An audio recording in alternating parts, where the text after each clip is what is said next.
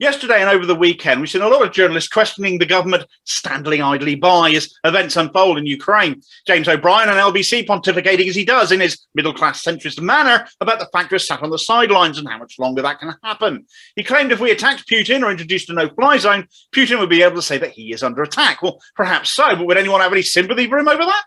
He puts an alternative view across that NATO doesn't actually scare Putin because he's invaded Ukraine and we are Western powers, nuclear powers, sitting on the sidelines. Sure, let's get involved then. NATO, all 30 countries of it. Let's declare a no-fly zone. But by doing so, you're declaring war on Russia, not de-escalating the situation. Dan Hodges, in his ever-increasingly hard-right batshit way, has made a similar suggestion at the weekend about introducing a no-fly zone. It would be a declaration of war.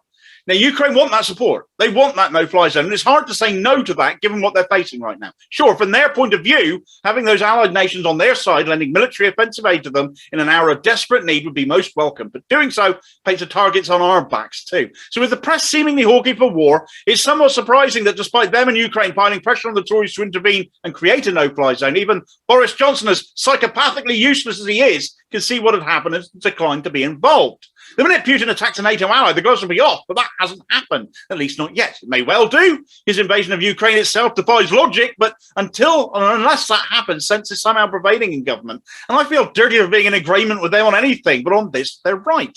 However, the same can't be said of Keir Starmer, who, sensing the potential to get the press moguls on side, has told The Independent that despite agreeing that a no-fly zone is not an option, he has told Ukrainians in a church, no less, that he'd take their pleas to the government. To do what?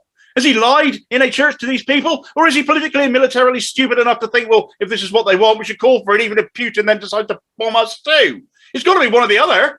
A nuke would take out London in about 4 seconds, apparently. And given Putin has actually invaded Ukraine, the so-called nuclear deterrent hasn't deterred him, has it? Johnson, as much as I hate to admit it, has played this right. He absolutely could and should do more to help refugees, though. His humanitarian response here is pathetic. But Starmer, it seems, even in the face of war, can't help but try to gain something for himself out of this.